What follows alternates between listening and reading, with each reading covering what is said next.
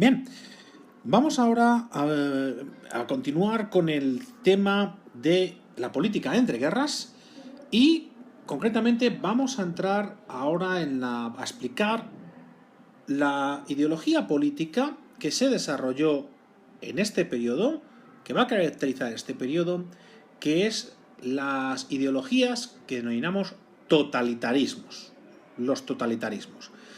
La lección anterior vieron que se llamaba la crisis de las democracias. El apartado anterior de esta lección era la crisis de las democracias. Es decir, vimos cómo las democracias, que tienen un gran auge después de la Primera Guerra Mundial, muchas de ellas van a durar muy poquito tiempo, ¿vale? Unos pocos años.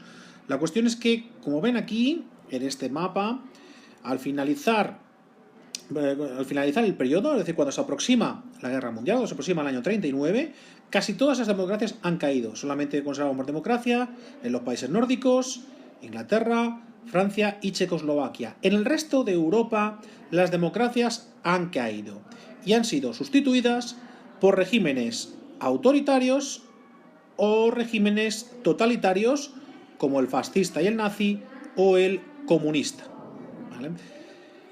Antes de nada, aclarar dos conceptos. No es lo mismo regímenes autoritarios que regímenes totalitarios. Es cierto que las dos cosas, tanto los regímenes autoritarios como los regímenes totalitarios, son antidemocráticos. Son contrarios a la democracia, no son democracias. Pero hay algunas diferencias importantes entre ellos. Un régimen autoritario es lo que se conoce normalmente como una dictadura. Es decir, tenemos una persona o un grupo de personas que controlan el poder de tal forma que no existe división de poderes. En las dictaduras, generalmente, quien se hace con el poder es un militar, por la fuerza del ejército, y se suele conservar algún disfraz de democracia. Puede haber elecciones, aunque van a estar manipuladas, puede haber un parlamento, aunque va a estar controlado, aunque no va a tener poderes reales, y aunque la mayor parte de las veces son generales, ya os digo que es el ejército el que suele dar los golpes de Estado, a veces pueden ser personas de la sociedad civil, aunque, repito, la mayor parte de las veces son militares. Y la ideología de estos movimientos autoritarios suele ser básicamente conservadora o reformista, pero en cualquier caso no suelen tener una ideología clara, nueva u original. Los regímenes totalitarios son algo muy distinto. Los regímenes totalitarios son una forma política nueva que aparece ahora en el periodo de entreguerras y que tiene tres formas. Por un lado está el totalitarismo comunista, que se desarrolla en la URSS con Lenin y Stalin. Después, cronológicamente, apareció el totalitarismo fascista, que apareció en Italia, creado por Benito Mussolini, como veremos más adelante. Y, en último lugar, se desarrolla en Alemania una versión propia del fascismo que se denominará nazismo, ¿vale? Que se desarrollará en Alemania. Esos tres son los únicos tres regímenes de tipo totalitario que se relacionan, ¿vale? Y como vamos a ver a continuación, son formas políticas muy concretas, que no hay que confundir con dictaduras, aunque en los totalitarismos, desde luego, no hay democracias y suele haber una persona con muchísimo poder que puede ser fácilmente, que puede ser considerado también un dictador, ¿vale? Pero no son exactamente las dictaduras autoritarias más habituales en el este de Europa, en España o muy frecuentes, por desgracia para ellos, en América Latina durante todo el siglo XIX y el XX. ¿Cuáles son entonces estas diferencias? ¿Qué es lo que distingue a un sistema totalitario? ¿Qué es lo que distingue a las ideologías totalitarias? Bien, las ideologías totalitarias se llaman totalitarias porque suponen la sumisión total del individuo al Estado, ¿vale? Sumisión total del individuo al Estado. En un sistema totalitario, el Estado es todopoderoso y los individuos no tienen valor en sí mismos, sino solo como parte de ese Estado. De tal manera que el Estado va a controlarlo todo. Vamos a analizar las distintas características que tiene un sistema totalitario. Ya sabéis que vamos a estudiar tres: comunismo, fascismo y nazismo. Características genéricas que tienen los tres. Y empezamos con las características políticas. Primera característica: Los regímenes totalitarios, las ideologías totalitarias son oportunistas, ¿vale? Una ideología totalitaria, un político totalitario puede hacerse pasar por demócrata si conviene. Es decir, antes de llegar al poder, ellos van a hacerse pasar como un partido normal, como un partido que respeta la democracia y que incluso está dispuesto a cumplir las reglas de la democracia. Si les conviene. Si les conviene. Con lo cual, no nos ha de extrañar si partidos totalitarios concurren en elecciones. Eso no significa que quieran la democracia, que les guste la democracia. No. Lo hacen porque consideran que en ese momento es la estrategia correcta. Segunda característica. Populismo. Todos los regímenes totalitarios, todas las ideologías totalitarias, todos los políticos totalitarios hacen constantes referencias al pueblo. Siempre hablan del pueblo. Pueblo del que ellos son portavoces. Aunque tengan 3 votos. Aunque sean 4 gatos. Da igual, ellos son el pueblo. Siempre se van a hacer referencia al pueblo. Y cuando lleguen al gobierno, y cuando llegan al poder, cuando están en el poder, lo mismo. Van a hablar de que todo lo hacen por el pueblo, que el pueblo es lo más importante, que siempre están pensando en el pueblo, aunque el pueblo esté oprimido, aunque el pueblo esté castigado, aunque el pueblo esté en la ruina, siempre van a decir que todo lo hacen por el pueblo y pensando en el pueblo. Tercera característica política.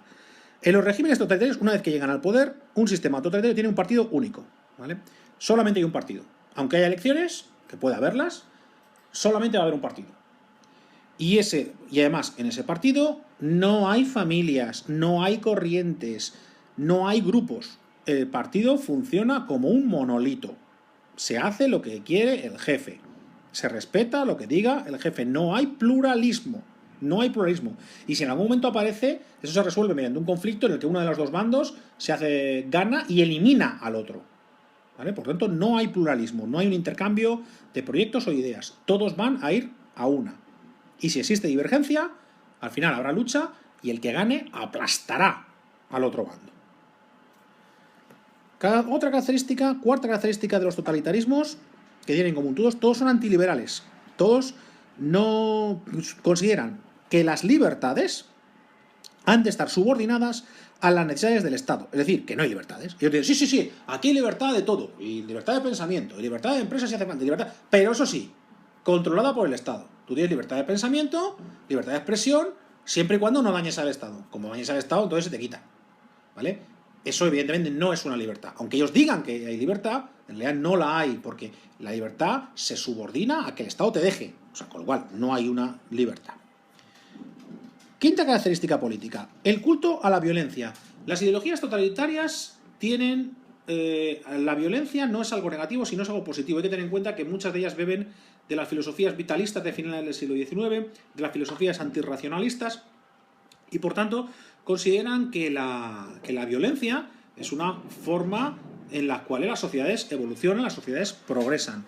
Por tanto, hay un fuerte componente, un fuerte de darwinismo social en ellas, en la cual pues, la fuerza es algo reconocido, la fuerza es algo alabado, la fuerza del grupo, la fuerza de la masa, la fuerza del Estado. Hay un culto a la revolución, que es, evidentemente, un proceso violento. Es decir, a diferencia de nuestras sociedades, en las sociedades totalitarias la violencia no se considera algo malo per se. Y la última característica política que vamos a ver de los totalitarismos es que en todos los sistemas totalitarios, al final, quien lo controla todo es el partido, a través de una burocracia. ¿Vale? Si tú quieres algo, se lo tienes que pedir al partido, ¿vale? Y hay un montón de agentes del partido que son los que se encargan de gestionar todo el país. Todo lo gestiona el partido. Y todo el poder lo gestiona el partido. Hay una red de funcionarios del partido que son los que en realidad llevan al país y lo controlan todo, hasta en los más mínimos detalles. Vamos a ver ahora las características sociales. Repito que estas características que estamos viendo son comunes a todos los sistemas totalitarios, es decir, son las mismas en el comunismo, en el fascismo o en el nazismo.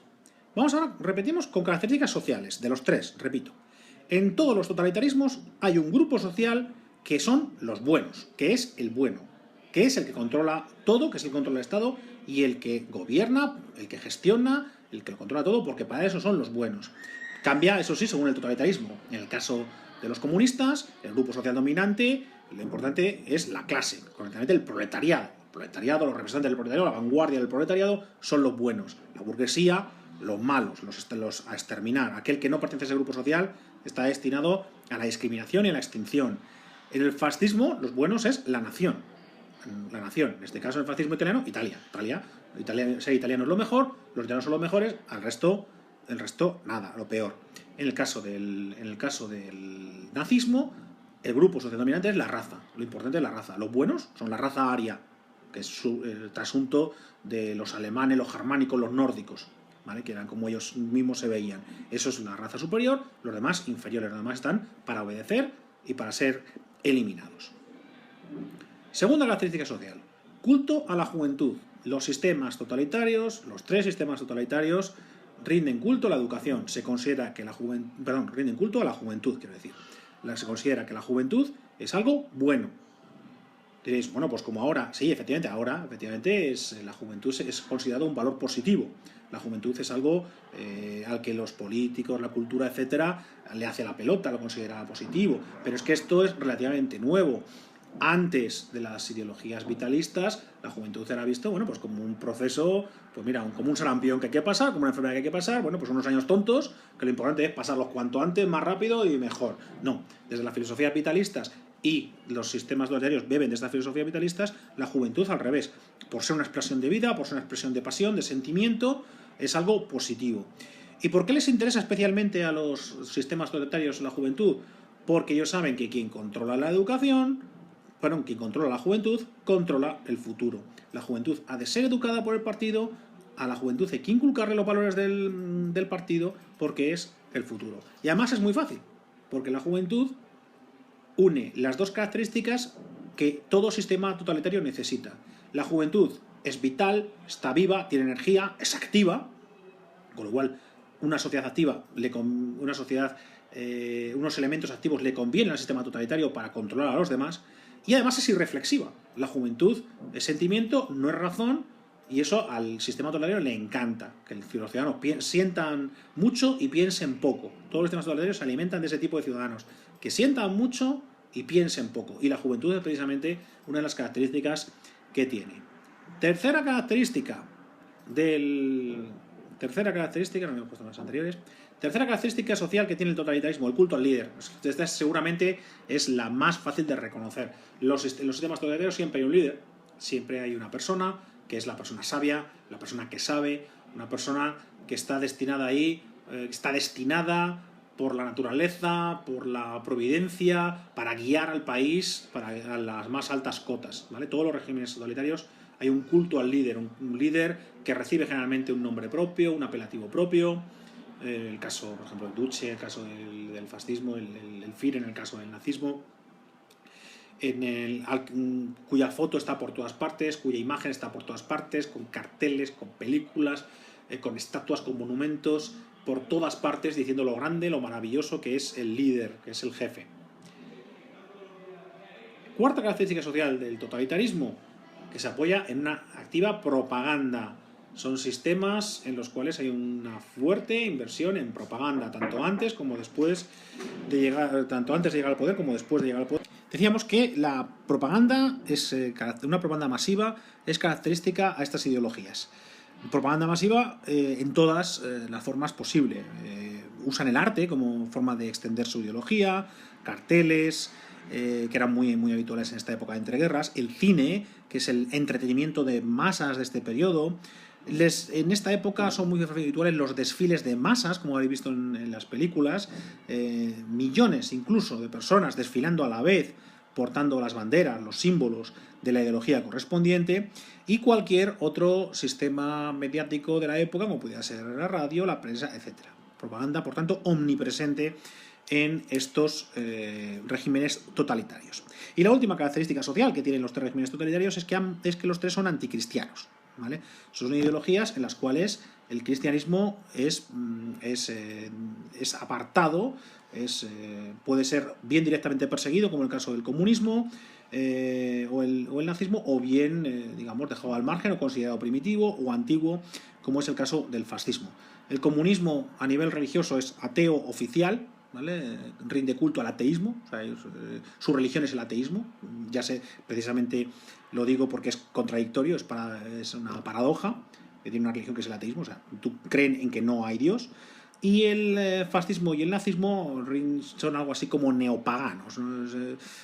Rinden culto así a las religiones antiguas. En el caso de los nazis les gustaba coquetear mucho con todo el esoterismo basado en las religiones nórdicas y germánicas y las runas y todo esto, y en el caso del fascismo pues había un culto a Roma y a lo romano. Vamos ahora con las características económicas. Las tres ideologías totalitarias, comunismo, fascismo y totalitarismo, comparten las siguientes características en sus sistemas económicos. Todos ellos son anticapitalismo. Consideran que el capitalismo es malo y, por tanto, debe ser corregido, en el caso del fascismo y el nazismo, que piensan que el capitalismo debe estar corregido y controlado por el Estado, o tiene que ser eliminado por injusto, como piensa el sistema comunismo, que se piensa que no tiene arreglo, que lo que hay que hacer es destruir el capitalismo. Pero todos consideran que el capitalismo es malo. Segunda característica, el estatalismo. ¿Qué quiere decir esto? Que toda la economía debe estar bien controlada, bien intervenida por el Estado. Controlada es que lo controla todo, intervenida que el Estado interviene cuando considera necesario, cuando considera oportuno. Tercera característica económica, imperialismo. Los tres sistemas son imperialistas. Piensan que el Estado tiene que expandirse, tiene que conquistar nuevos territorios para conseguir mercados o para conseguir materias primas. Cuarta, todos son proteccionistas, ¿vale? Ya sabéis, medidas que restringen el comercio exterior para favorecer la industria propia, la agricultura propia, en definitiva, la economía propia. Y la quinta, todos los sistemas totalitarios son megalomaniáticos, es decir, apuestan por las grandes obras públicas espectaculares, las autopistas masivas, los pantanos, las presas son una de sus construcciones favoritas, grandes edificios, muchísimo hormigón por todas partes para demostrar el poder del Estado. En esto coinciden también los tres sistemas totalitarios.